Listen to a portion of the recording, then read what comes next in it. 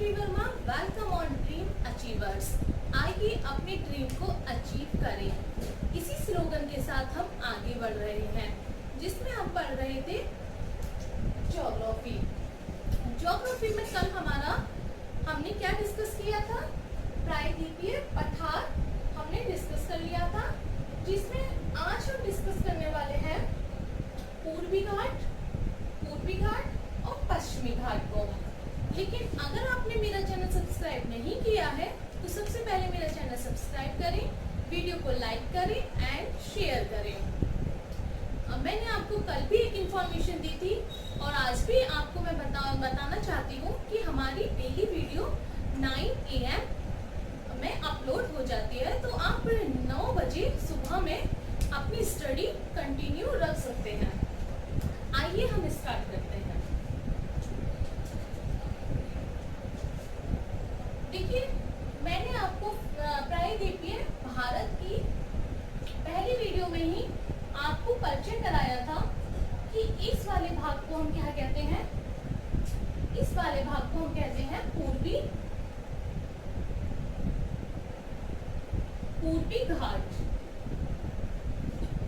घाट।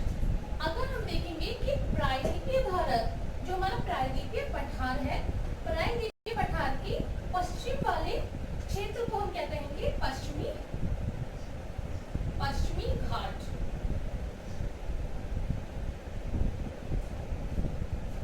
कल हम थोड़ी सी चर्चा कर चुके थे पूर्वी घाट के विषय में। आइए आज हम इसे ही कंटिन्यू करते हैं। मैंने क्या बताया था कि यहाँ पर जो प्रायद्वीपीय पठार के पूरब में जो हमारा पूर्वी घाट विस्तृत है, इसका विस्तार कहाँ से कहाँ तक है? इसका विस्तार यहाँ पर कौन सी नदी बहती है? महानदी।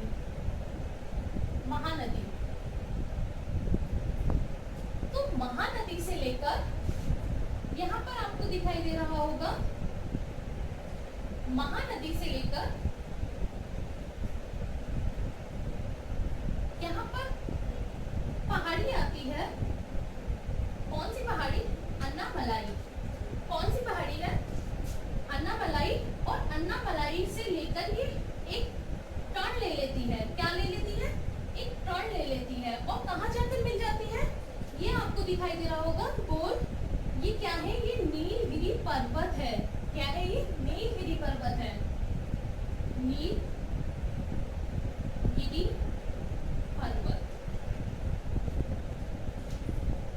नीलगिरी पर्वत है। तो पॉइंट आपको समझ आ रहा होगा कि पूर्वी घाट का विस्तार महानदी से लेकर नीलगिरी पर्वत तक है। कहां से? महानदी से लेकर नीलगिरी पर्वत तक है।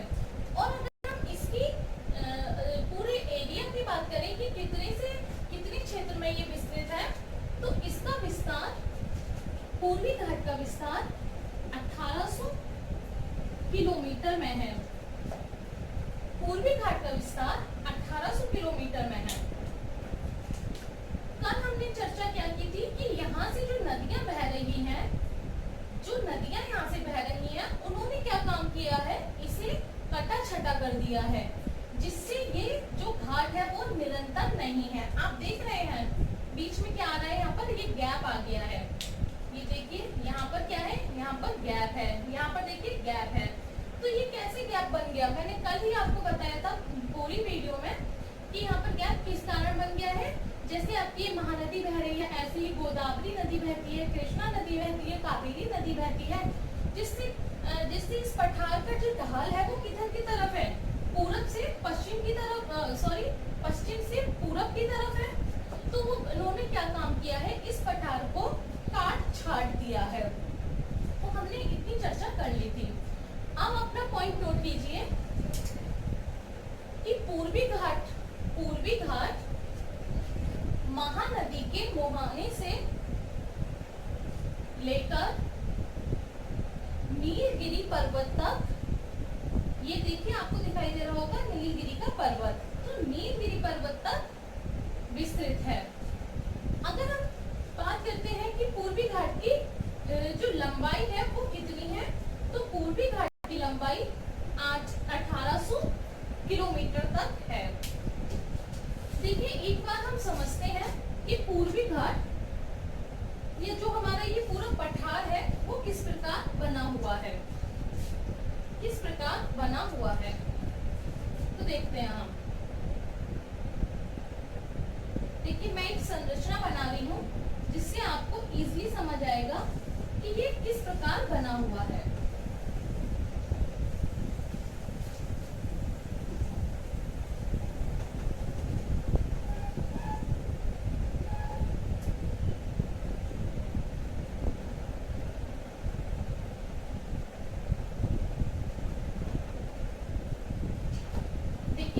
यहाँ पर क्या है, यहाँ पर जल है, क्या है यहाँ पर जल, और इधर भी क्या है, जल है। एक मिनट मैं आपको पूरा ये क्लियर करती हूँ कि क्या बनाया है। देखिए जब हम इस पूर्वी और पश्चिमी घाट को और पूरे प्रायद्वीपीय पठार को ले जाकर अलग एक आकृति में देखते हैं तो कुछ इस प्रकार की संरचना बनती है। देखिए यहाँ पर ये क्या है, ये जल है जो कि इधर है, यहाँ पर भी है, तो हम इसे क्या कहेंगे, ये कौन सा है, अरब सागर। ये क्या है, अरब सागर। ये हमारा प्रायद्वीपीय पठार है। ये क्या है, प्रायद्वीपीय पठार, प्रायद्वीपीय पठार। अगर मैं ये कहूँ कि प्रायद्वीपीय पठार के पूरब में क्या है, तो बंगाल की खाड़ी। ये देखिए बंगाल की खाड़ी का जल है, बंगाल की खाड़ी। अब आइए देखते हैं ये क्या है हमारे, ये है पश्चिमी तट, पश्चिमी तट। देखिए आपको दिखाई दे रहा होगा ये जो ब्लैक कलर की लाइन है ये क्या है, पश्चिमी तट है। और अगर हम इसकी बात करते हैं तो ये क्या है, पूर्वी तट, पूर्वी तट। तो समझ पा रहे हो क्या किस प्रकार की संरचना बनी हुई है। ये देखिए ये वाली ब्लैक कलर की लाइन क्या है, ये पूर्वी तट है। हम बना रहे हैं पठार। पठार किस प्रकार बना हुआ है, ये क्या है, पूर्वी घाट है। ये जो आपको ये पर्पल कलर की लाइन दिखाई दे रही है, पर्पल कलर की, ये क्या है, ये पूर्वी घाट, ये पश्चिमी घाट है, पश्चिमी घाट, पश्चिमी घाट। अगर हम इसकी बात करें, ये देखिए ये क्या है, ये पूर्वी घाट, पूर्वी घाट। और अब हम इस क्षेत्र की बात कर रहे हैं जो ऊपर की तरफ उभरा हुआ है, ये क्या है, प्रायद्वीपीय पठार है। आपको इसकी संरचना समझ आई होगी कि किस प्रकार से ये जो प्रायद्वीपीय पठार है वो बना हुआ है। लेकिन आप देख रहे हैं कि ये क्या है, ये मैंने सीधा क्यों नहीं बनाया है, ये इस प्रकार से टेढ़ा क्यों जा रहा है, क्योंकि ये ढाल को दिखा रहा है, ढाल की दिशा को दिखा रहा है। ये कि इस पठार का ढाल किधर है, पश्चिम से पूरब की तरफ है। इसीलिए तो सारी नदियां किधर बहती है, नर्मदा। मैंने आपको बताया था।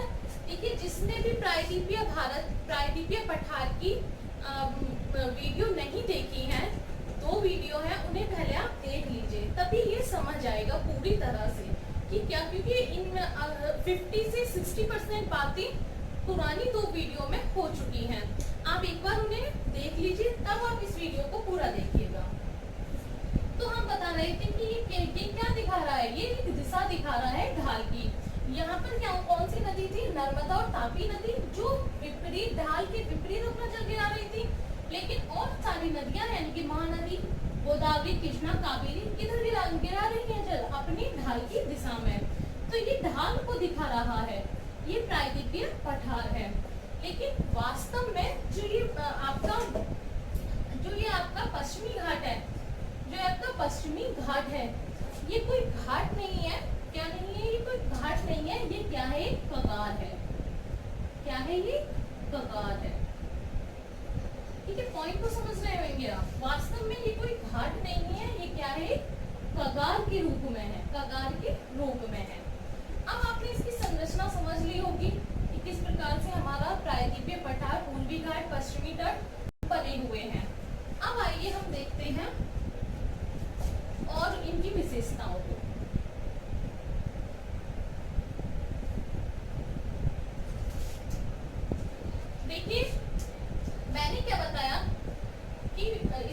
विस्तार कहाँ से कहाँ तक है, महानदी से लेकर नीलगिरी तक। अगर हम इस पर पाई जाने वाली चोटियों की बात करें तो यहाँ पर 600 मीटर तक की ही चोटियां पाई जाती हैं। कितने? 600 मीटर तक की ही चोटियां पाई जाती हैं।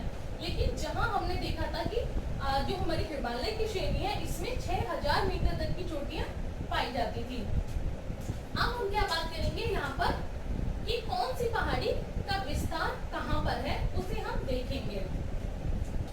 चलिए आइए हम देखते हैं। देखिए आपको सबसे पहले दिखाई देगी महानदी से नीचे आएंगे आप, महानदी के किधर आएंगे, दक्षिण में आएंगे, आपको एक पहाड़ी मिलेगी जिसका नाम है महेंद्रगिरी। क्या नाम है? महेंद्रगिरी। अगर मैं इसकी लंबाई की बात करूं, ऊंचाई की बात करूं तो ये कितनी ऊंची है? 1501 मीटर ऊंची है। ये कितनी ऊंची है? 1501 मीटर ऊंची है। ये जो हमने बात की है ये औसत ऊंचाई की बात की है, इसलिए कंफ्यूज नहीं होना है आपको बिल्कुल भी। औसत ऊंचाई जो यहाँ पर पाई जाने वाली चोटियों की औसत ऊंचाई है वो 600 मीटर है। लेकिन ये थोड़ी ना है कि जरूरी थोड़ी ना है बस यही यहाँ पर चोटियां पाई जाती हैं। ये तो मैंने एग्जाम की दृष्टि से कुछ इंपॉर्टेंट चोटियां यहाँ पर लिखी हैं, लेकिन जो औसत ऊंचाई है वो 600 मीटर तक की यहाँ पर पाई जाती है। तो हम देख रहे थे कि ये वाली कौन सी पहाड़ी है, ये है महेंद्रगिरी पहाड़ी। महेंद्रगिरी पहाड़ी का अगर हम ऊंचाई की बात करें तो 1501 मीटर तक ये ऊंची है। अगर हम देखें कि ये कौन से कहाँ पर पड़ती है, कौन से स्टेट पर पड़ती है, तो ये ओडिशा में पड़ती है। कहाँ पर पड़ती है? ओडिशा में। ओडिशा में महेंद्रगिरी पहाड़ी पड़ती है। आई होप सो आप इस कॉन्सेप्ट को समझ गए होंगे। आगे चलते हैं। ये देखिए आपको एक और पहाड़ी दिखाई देगी, ये है नल्लामलाई पहाड़ी। क्या है पहाड़ी का नाम? नल्लामलाई पहाड़ी। नल्लामलाई पहाड़ी की अगर हम उसका बात करें कि ये कौन से स्टेट में पड़ती है तो ये पड़ती है आंध्र प्रदेश। एपी का मतलब है आंध्र प्रदेश। अगर हम नल्लामलाई के दक्षिण में चलेंगे, दक्षिण में किस पहाड़ी का विस्तार है? पालकोंडा पहाड़ी मिलेगी आपको। पालकोंडा पहाड़ी। पालकोंडा पहाड़ी कौन सी स्टेट में है? ये भी आंध्र प्रदेश में है। अक्सर परीक्षा में ये पूछ लिया जाता है कि एक तरफ आपको पहाड़ियां दे दी जाएंगी और दूसरी तरफ उनका मिलान करने के लिए दे दिया जाएगा। तो उन पहाड़ियों को मिलान करने के लिए पहाड़ियों के नाम दे दिया जाएगा, दूसरा उनके स्टेट के नाम दे दिया जाएगा। तो उनको दोनों को मिलान करने के लिए दिया जाएगा। तो जैसे कि महेंद्रगिरी आपसे पूछ लिया जाएगा कि कहाँ पड़ते हैं, कहाँ पर है महेंद्रगिरी, कहाँ पर है? ये ओडिशा में। इसी प्रकार नल्लामलाई कहाँ पर है? आंध्र प्रदेश में। अगर हम पूर्वी घाट की और पहाड़ियों को देखें तो नेक्स्ट आती है पालकोंडा। ये कहाँ पर है? ये भी आंध्र प्रदेश में ही है।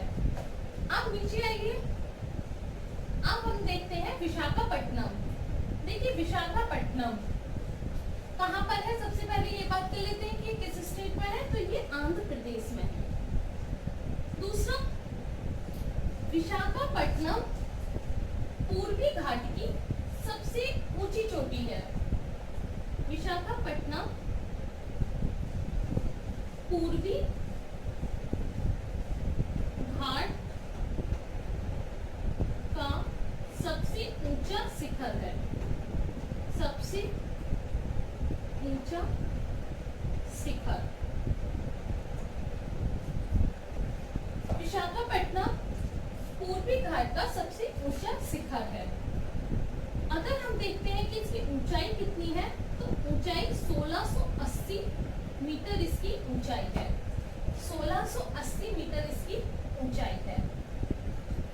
अब हम देखते हैं कि विशाखापट्टनम से अगर हम दक्षिण में चलते हैं तो कौन सी पहाड़ी आएगी। तो देखिए कौन सी पहाड़ी है यहाँ पर? जवादी।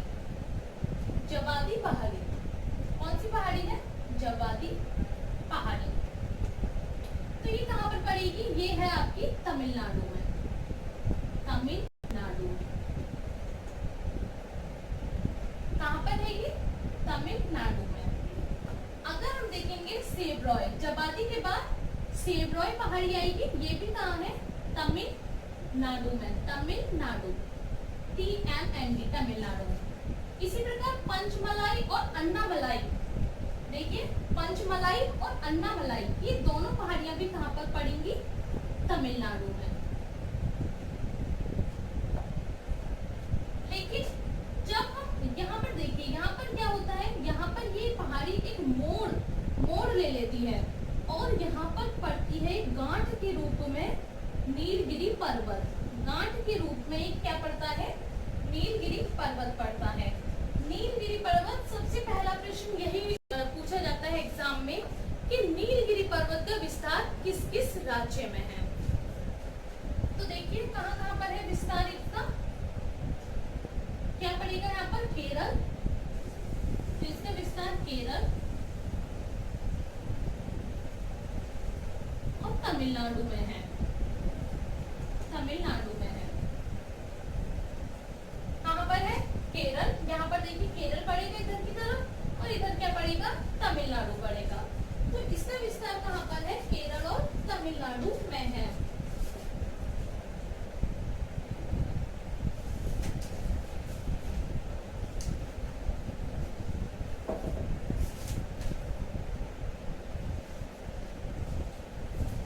हम बता रहे थे कि नीलगिरी पर्वत कहाँ पर है, केरल, तमिलनाडु।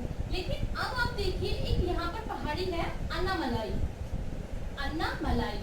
अगर ये पहाड़ी काफी एग्जाम में पूछी जाती है कि ये पहाड़ी का विस्तार कहाँ पर है, तो देखिए ये पहाड़ी कहाँ पर है, अन्नामलाई की पहाड़ी ये यहाँ पर है। यहाँ पर आपको ब्लैक कलर में दिखाई दे रही होगी पहाड़ी, जिसका विस्तार हम क्या कह सकते हैं कि यहाँ पर है केरल, केरल के पूरब में, केरल के पूरब में और तमिलनाडु के पश्चिम में, यानी कि दोनों की सीमाओं के बीच में स्थित है, दोनों राज्यों की सीमाओं के बीच में स्थित है केरल और तमिलनाडु, तमिलनाडु दोनों के बीच में स्थित है कौन सी, अन्नामलाई की पहाड़ी। अन्नामलाई की पहाड़ी केरल और तमिलनाडु के बीच में स्थित है। नीलगिरी पर्वत केरल, तमिलनाडु और कर्नाटक, कर्नाटक और लिख लीजिएगा यहाँ पर कर्नाटक। कहाँ पर विस्तार है, नीलगिरी पर्वत का विस्तार 3 राज्यों में है, कर्नाटक, क्योंकि इससे ऊपर देखिए केरल से ऊपर क्या आता है, कर्नाटक आता है, तो कर्नाटक, केरल और तमिलनाडु 3 राज्यों में है विस्तार। अब हमने अपनी पहाड़ियों को अच्छे से समझ लिया है, किधर की पहाड़ियां हैं, ये पूर्वी क्षेत्र की पहाड़ियां हैं, पूर्वी घाट की पहाड़ियां हैं। लेकिन अब हम क्या बात करेंगे, अब हम देखेंगे कि ये जो ब्लैक कलर में बने हुए हैं ये क्या है। ब्लैक कलर में देखिए आपको यहाँ भी दिखाई दे रहा है, यहाँ पर भी और यहाँ पर भी। तो हम ये बात करेंगे क्या है।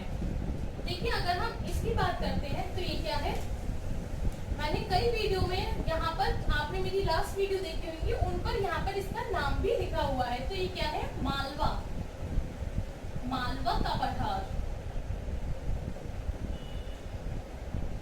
मालवा का पठार। ब्लैक कलर से गोल, जो ब्लैक कलर से गोल है वो पठार दर्शाए गए हैं, जो पर्पल कलर में है वो पहाड़ियां दर्शाई गई हैं, पर्पल कलर में पहाड़ियां दर्शाई गई हैं। और ये जो ब्लैक आप लाइन देख रहे हैं ये पूरा भारत है। तो हम बात कर रहे थे मालवा के पठार की। अगर बात की जाए मालवा के पठार का विस्तार कहाँ पर है, तो सबसे पहले आप पॉइंट नोट कीजिए कि मालवा का पठार, मालवा का पठार प्रायद्वीपीय पठार के, प्रायद्वीपीय पठार के उत्तर में विस्तृत है। कहाँ पर है ये देखिए, मैंने क्या बताया था कि यहाँ पर आपका क्या है, प्रायद्वीपीय पठार है। ये क्या है आपका, प्रायद्वीपीय पठार है। तो प्रायद्वीपीय पठार के उत्तर में मालवा का पठार विस्तृत है। अगर हम देखते हैं कि मालवा के पठार के उत्तर में क्या है, यहाँ देखिए, अब आप सबको सबसे पहले कमेंट करके बताना है कि ये कौन सी रेंज है। मैं ये पढ़ा चुकी हूँ इस रेंज के बारे में। जल्दी से कमेंट करिए और बताइए इस रेंज का नाम।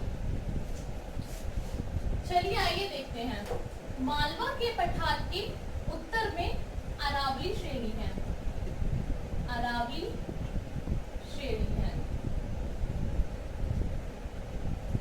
अरावली श्रेणी है। लेकिन हम देखेंगे कि मालवा के पठार का विस्तार कौन से स्टेट में है। तो मालवा के पठार का विस्तार एमपी यानी कि मध्य प्रदेश, नोट कीजिए पॉइंट, मालवा के पठार का विस्तार मध्य प्रदेश और छत्तीसगढ़ में है। CHS छत्तीसगढ़। मालवा के पठार का विस्तार MP मध्य प्रदेश और छत्तीसगढ़ में है। अब हम देखेंगे कि कौन सा पठार है। एक और पॉइंट नोट कीजिए मालवा के पठार में, मालवा का पठार ज्वालामुखी